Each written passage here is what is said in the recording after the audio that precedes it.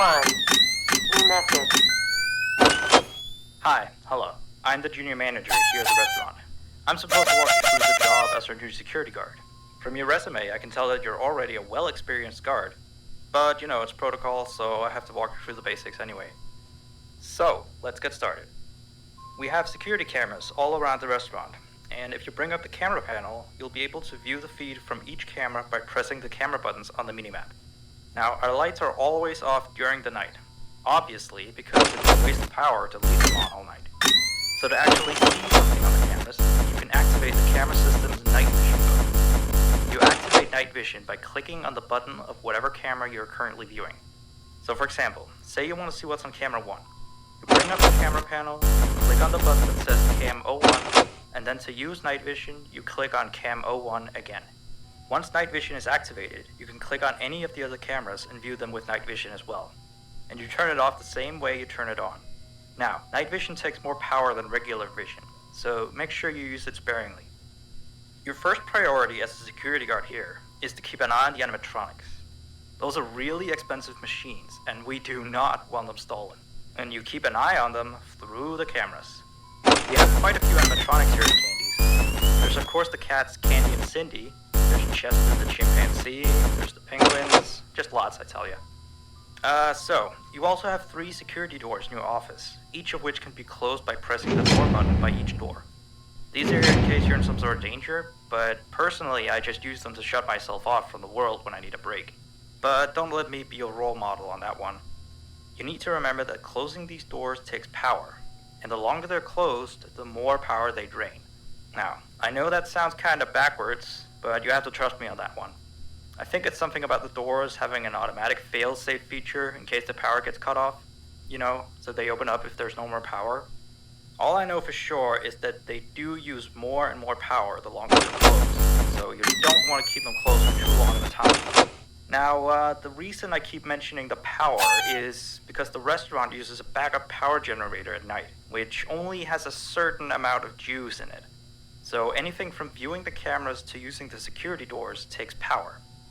You can see how much power you have left on the computer on the desk in front of you. Try not to run out of power. If you do though, you won't be stuck in the office since the doors will always open up anyway. Oh, and one last thing. The animatronics aren't completely turned off at night, so they might start walking around a bit. But just be careful not to let any of them into the office, cause we have stuff in there we don't want damaged or anything. Though don't bother with the ticket booth door, they won't attempt to get in through there. That should be all. You'll hear from me again on your next shift. Have a good night.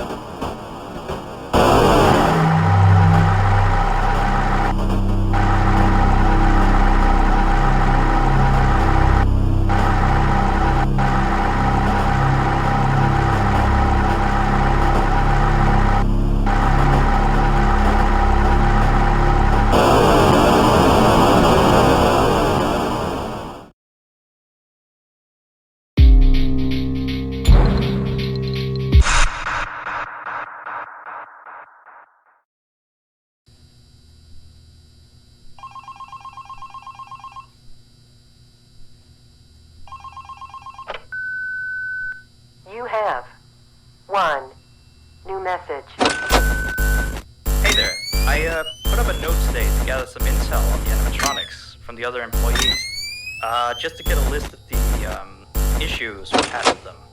They've written down some stuff here for you, so let's see. Alright, so obviously the animatronics walk around at night, you know that by now. They try to get to places they shouldn't be. Yep. They act weird after dark. Yep. They don't like adults. I mean, I suppose. They always seem nice around children. Around us employees, they just kinda stare at you. I always thought they just hadn't been coded to interact with anyone other than children. But some of the other employees have felt threatened by them now and then. But I know that some of them are also superstitious morons. So who knows if they just became scared when the animatronic looked at them in the eyes or something. Anyway, one last thing on the list here. The last penguin interferes with the system. There's a sentence I never thought I'd say. We have these penguin animatronics as waiters. They take people's orders and whatnot. We used to have 3 of them, but 2 of them broke down and haven't been fixed yet. I think they're referring to the 3rd penguin that still works, or, well, apparently it doesn't quite work. So yeah, definitely don't let him into the office. His presence alone could probably destroy our systems. Well, that'll be it for now. I'll be sure to leave another message for your next shift.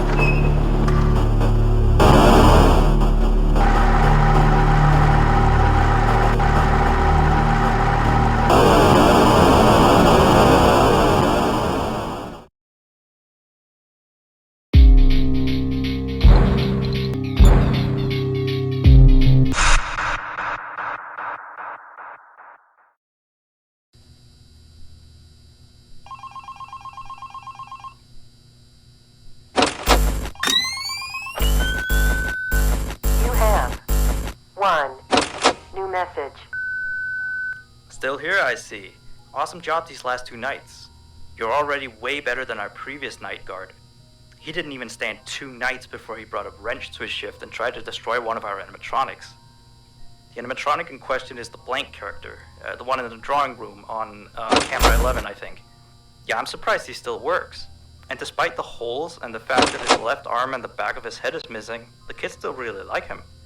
Anyway, ever since that day, Blank's been acting almost more strange than the other animatronics. Like, among other things, he seems to have developed this fascination with getting into the office through the ticket booth. And I guess he can't see the glass or something. So yeah, keep an eye on him. If you see him heading for the ticket booth, just shut the door in his face and then he'll find something else to do, I guess. by the way, ever since that new Freddy Fazbear's Pizza closed last week, we've been getting more and more customers during the day. So next week, if you're up for it, we could use you on the day shift. Think it over. We'll talk later.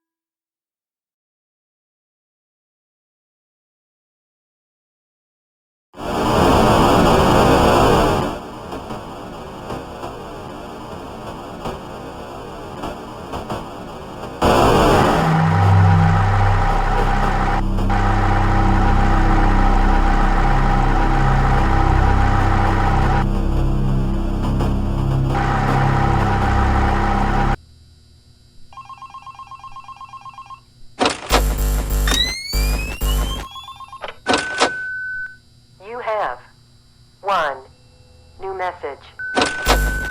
Alright, so real quick, we had an old animatronic version of Candy, but before we got these new shiny ones. Anyway, he was supposed to be out of commission ever since he was involved in this incident with a customer. An adult customer, luckily. Not a child. Not that the children aren't safe here, that's not what I... Anyway, our technician has tried to fix him up for some time, and he wants me to warn you that old Candy might start walking around as well. He should be in parts and service. That's camera 10, I believe.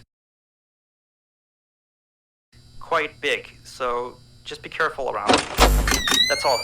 Keep up on the good work. Oh, and I heard you took the day shift offer. Nice.